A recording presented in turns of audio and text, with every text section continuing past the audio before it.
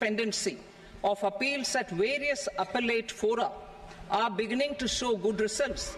It will continue to engage our highest attention. To dispose of the backlog of first appeals, I plan to deploy more officers to hear and decide such appeals, especially those with large tax effect. For resolution of certain income tax disputes pending an appeal, I am also proposing Vivad Se Vishwas Scheme 2024. Further, I propose to increase monetary limits for filing appeals related to direct taxes, excise and service tax in the tax tribunals, high courts and Supreme Court to 60 lakh rupees, 2 crore rupees and 5 crore respectively. With a view to reduce litigation and provide certainty in international taxation, we will expand the scope of safe harbor rules and make them more attractive. We will also streamline the transfer pricing assessment procedure. Employment and investment. I have a few proposals to promote investment and foster employment. First of all, to bolster the Indian startup ecosystem, boost the entrepreneurial spirit, and to support innovation,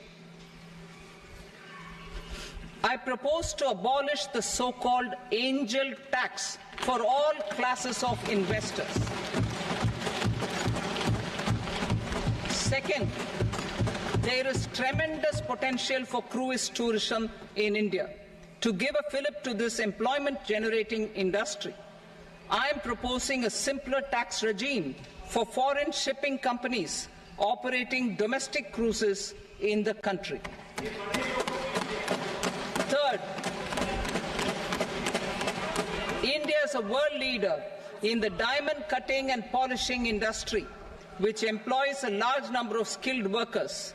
To further promote the development of this sector, we would provide for safe harbor rates for foreign mining companies selling raw diamonds in the country. Fourth, to attract foreign capital for our development needs, I propose to reduce the corporate tax rate on foreign companies from 40 to 35%. Deepening the tax base. I have a couple of proposals for deepening the tax base. First, security transaction tax on futures and options of securities is proposed to be increased to 0.02% and 0.1% respectively. Second, for reasons of equity, I propose to tax income received on buyback of shares in the hands of recipients. Other proposals. To improve social security benefits, deduction of expenditure by employers towards NPS is proposed to be increased from 10 to 14% of the employee's salary. Similarly, deduction of this expenditure up to 14% of salary from the income of employees in private sector, public sector banks and undertakings opting for the new tax regime is proposed to be provided. Indian professionals working in multinationals get ESOPs and invest in social security schemes and other movable assets abroad. Non-reporting of such small foreign assets has penal consequences under the Black Money Act. Such non-reporting of movable assets up to 20 lakh rupees is proposed to be depenalized. Other major proposals in the finance bill relate to withdrawal of equalization levy of 2%, expansion of tax benefits to certain funds and entities in IFSCs, and immunity from penalty and prosecution to Benamidar on full and true disclosure so as to improve conviction under the Benami Transaction Prohibition Act 1988. Personal income tax. Coming to personal income tax rates, I have two announcements to make for those opting for the new tax regime. First, the standard deduction for salaried employees is proposed to be increased from 50,000 to 75,000 rupees.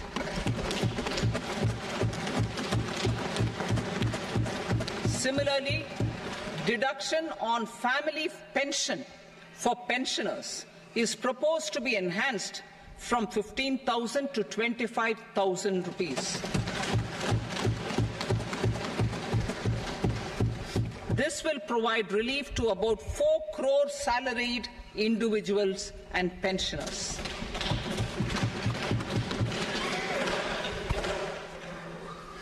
Second, in the new tax regime, the tax rate structure is proposed to be revised as follows: 0 to 3 lakh rupees, nil; 3 to 7 lakh rupees, 5%; 7 to 10 lakh rupees, 10%; 10 to 12 lakh rupees, 15%; 12 to 15 lakh rupees, 20%; and above 15 lakh rupees, 30%.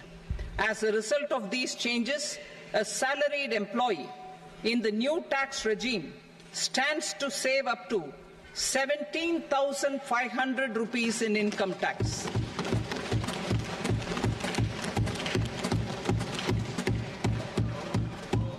Apart from these, I am also making some other changes as given in the annexure. As a result of these proposals, revenue of about 37,000 crore, that is 29,000 crore in direct taxes and 8,000 crore in indirect taxes, will be foregone, while revenue of about 30,000 crore rupees will be additionally mobilized.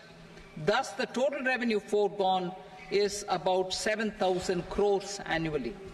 Mr. Speaker, sir, with this, I commend the budget to this august House. Jai Hind.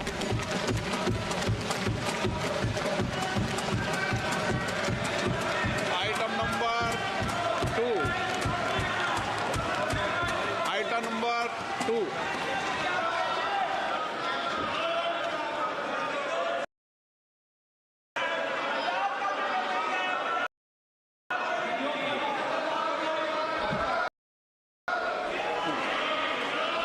Sir, with your permission,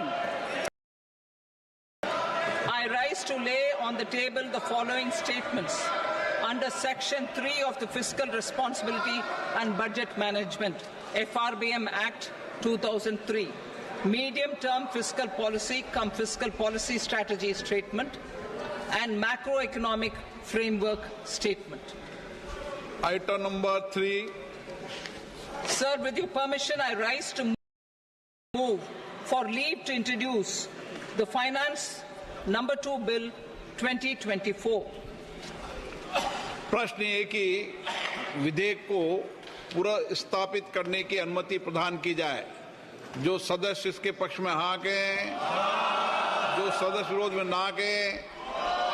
मेरे विचार में निर्णय हाँ वालों के पक्षवा अनुमति प्रदान की जाती है। माननीय मंत्री जी, अब विधेयक पुनर्स्थापित करें। Sir, I introduce the bill.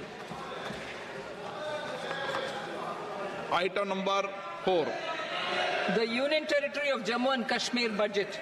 Sir, I rise to present a statement, Hindi and English versions, of the estimated receipts and expenditure of the Union Territory of Jammu and Kashmir for the year 24-25. सभा की कार्रवाई कल बुधवार दिनांक 24 जुलाई 2024 को प्राप्त 11 बजे तक के लिए स्थगित की जाती है।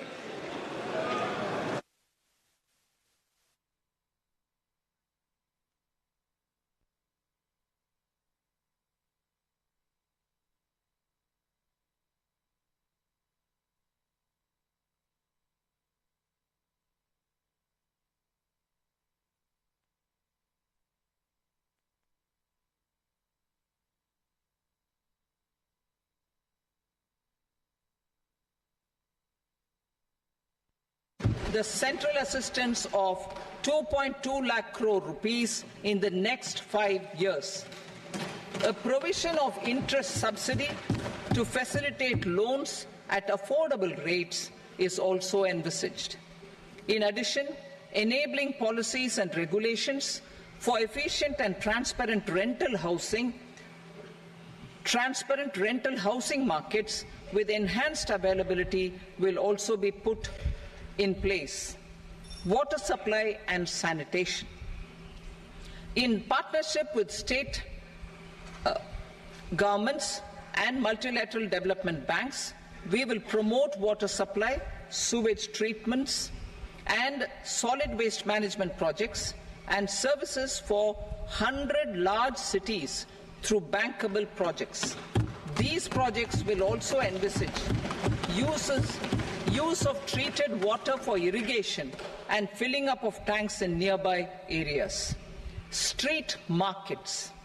Building on the success of PM Swanidhi scheme in transforming the lives of street vendors, our government envisions a scheme to support each year over the next 5 years the development of 100 weekly hearts or street food hubs in select cities. Stamp duty.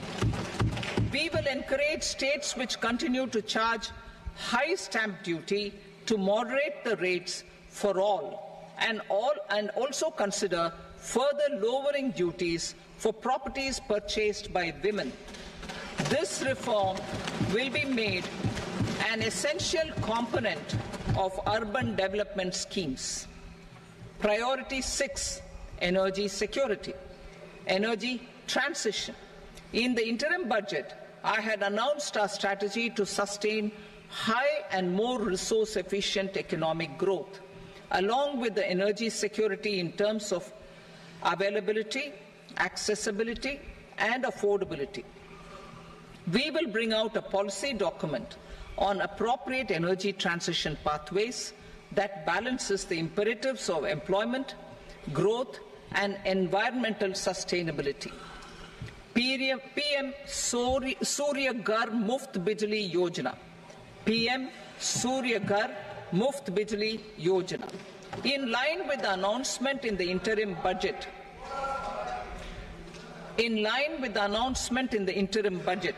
PM Surya Ghar Muft Bijli Yojana has been launched to install rooftop solar plants to enable 1 crore households obtain free electricity up to 300 units every month. The scheme has generated remarkable response with more than 1.28 crore registrations and 14 lakh applications, and we will further encourage it. Pumped storage policy. A policy for promoting pumped storage projects will be brought out for electricity storage and facilitating smooth integration of the growing share of renewable energy with its variable and intermittent nature in the overall energy mix. Research and development of small and modular nuclear reactors. Nuclear energy is expected to form a very significant part of the energy mix for Vikasit Bharat. Towards that pursuit, our government will partner with the private sector for 1. Setting up Bharat Small Reactors, 2. Research and development of Bharat Small Modular Reactor, and 3. Research and development of newer technologies for nuclear energy. The R&D funding announced in the interim budget will be made available for this sector also. Advanced ultra supercritical thermal power plants. The development of indigenous technology for advanced ultra supercritical thermal power plants with much higher efficiency has been completed. A joint venture between NTPC and BHEL will set up a full-scale 800 megawatt commercial plant using AUSC technology. The government will provide the required fiscal support. Moving forward, development of indigenous capacity for the production of high-grade steel and other advanced metallurgy materials for these plants will result in strong spin-off benefits for the economy. Roadmap for hard-to-abate industries. A roadmap for moving the hard-to-abate industries from energy efficiency targets to emission targets will be formulated.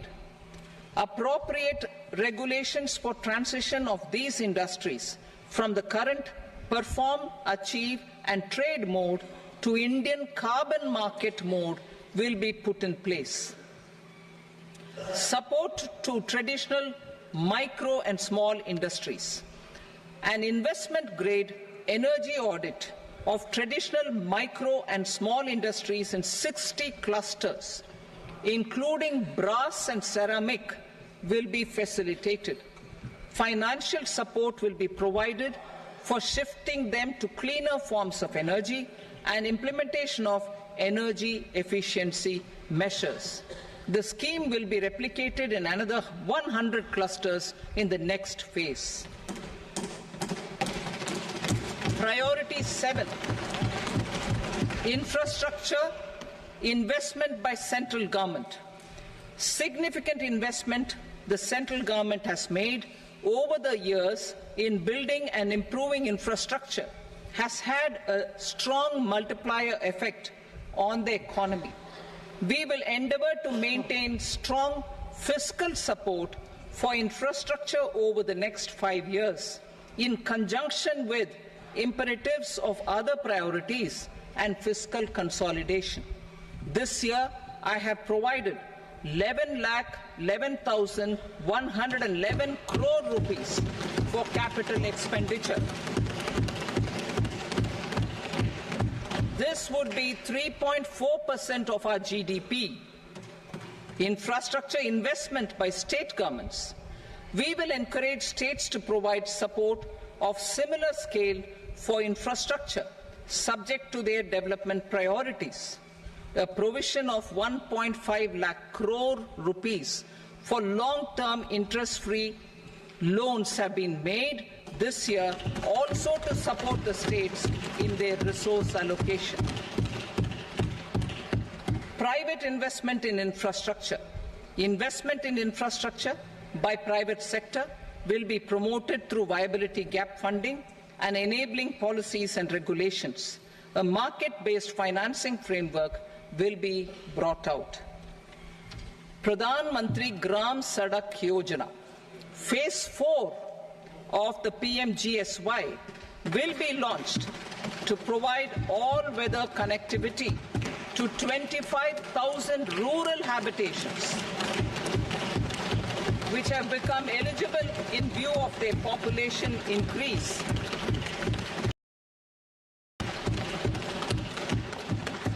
Irrigation and flood mitigation.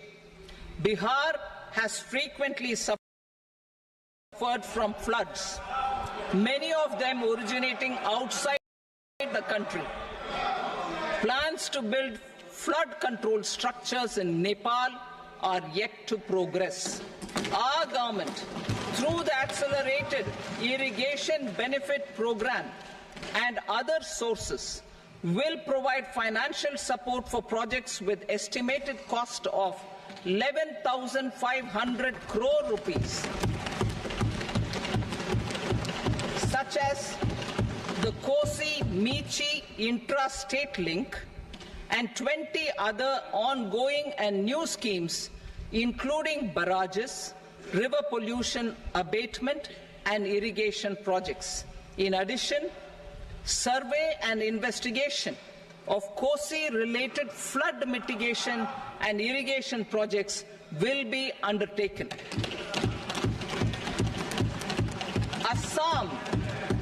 Assam grapples with floods every year by the Brahmaputra River and its tributaries originating outside India. We will provide assistance to Assam for flood management and related projects.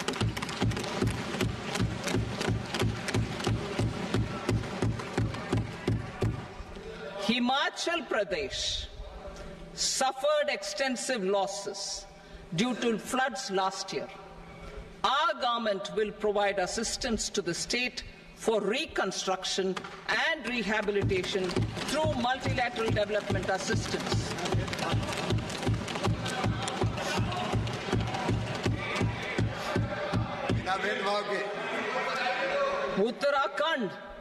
Uttarakhand too suffered losses due to cloudbursts and massive landslides.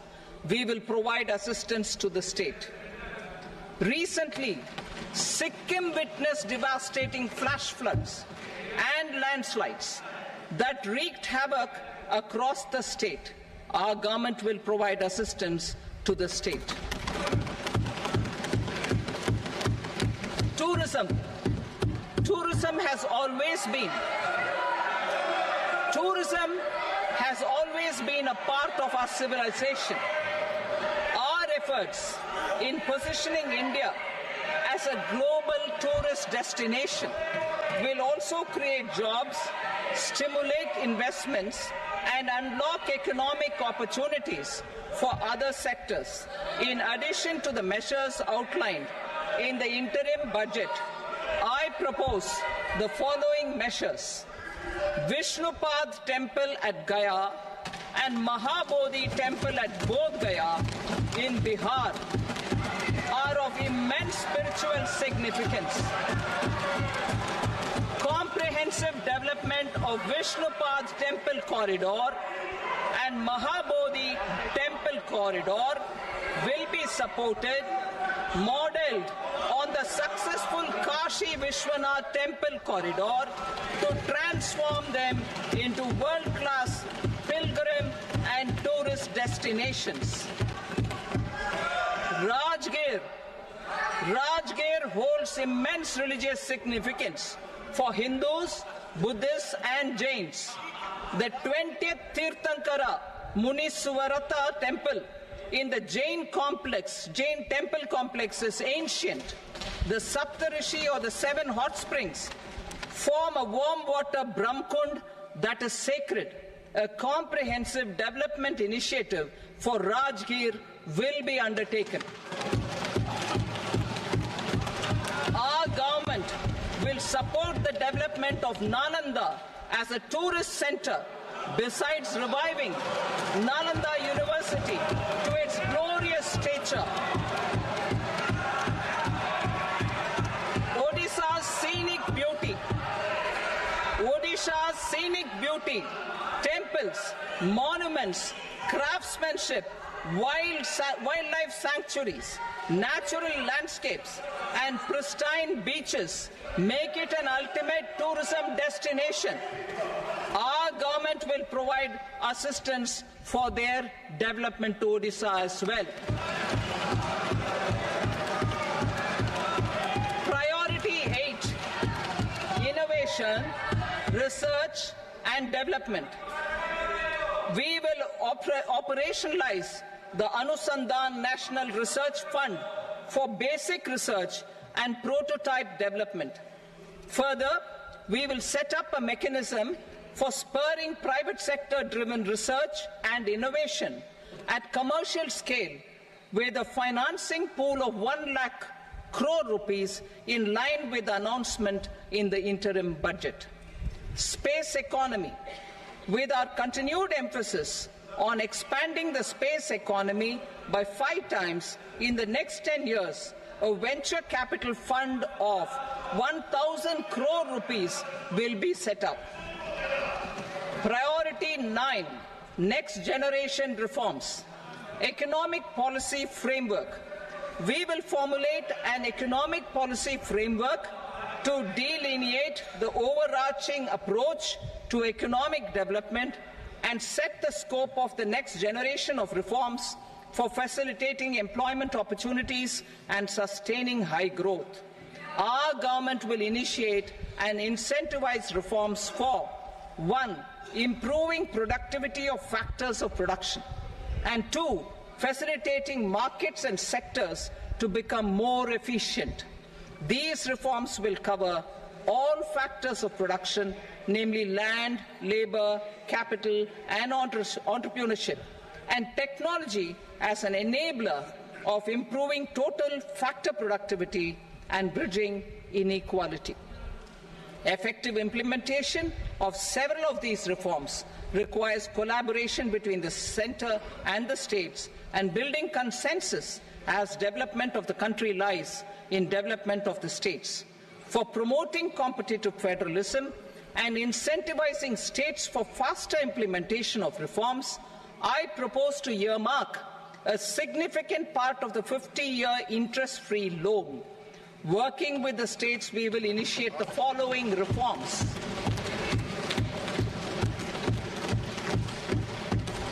Land-related reforms and actions, both in the rural and urban areas, will cover land administration, will cover 1. Land administration, planning and management, and 2.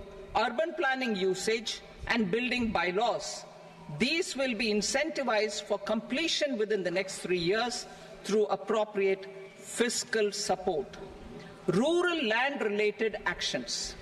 Rural land-related actions will include 1. Assignment of unique land parcel identification number, UL PIN, or Bhu Aadhaar for all lands. 2. Digitization of cadastral maps. 3. Survey of subdivisions, survey of map subdivisions as per current ownership. 4. Establishment of land registry. And 5. Linking to the farmers registry. These actions will also facilitate credit flow and other agricultural services. Urban land-related actions. Land records in urban areas will be digitized with GIS mapping. An IT-based system for property record administration, updating, and tax administration will be established. These will also facilitate improving the financial position of urban local bodies. Labor-related reforms. Services to labor. Our government will facilitate the provision of a wide array of services to labor, including those for employment and skilling. A comprehensive integration of e-Shram portal with other portals will facilitate such one-stop solution.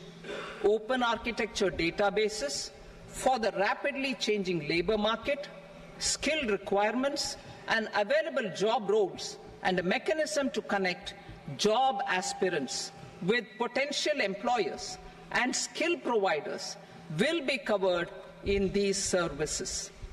Shram Suvidha and Samadhan portal. Shram Suvidha and Samadhan portal will be revamped to enhance ease of compliance for industry and trade. Capital and entrepreneurship related reforms. Financial sector vision and strategy. For financing needs of the economy, our government will bring out a financial sector vision and strategy document to prepare the sector in terms of size, capacity, and skills. This will set the agenda for the next 5 years and guide the work of the government, regulators, financial institutions, and market participants. Taxonomy for climate finance. We will develop taxonomy for climate finance for enhancing the availability of capital for climate adaptation and mitigation. This will support achievement of the country's climate commitments and green transition. Variable capital company structure. We will seek the required legislative approval for providing an efficient and flexible mode for financing leasing of aircrafts and ships and pooled funds of private equity through a variable company structure. Foreign direct investments and overseas investment. The rules and regulations for foreign direct investment and overseas investments will be simplified to 1. Facilitate foreign direct investments, 2. Nudge prioritization, and 3. Promote opportunities for using Indian rupee as a currency for overseas investment. NPS Vatsalya. NPS Vatsalya, a plan for contribution by parents and guardians for minors, will be started. On attaining the age of majority, the plan can be converted seamlessly into a normal NPS account. Use of technology. We have successfully used technology for improving productivity and bridging inequality in our economy during the past 10 years. Public investment in digital infrastructure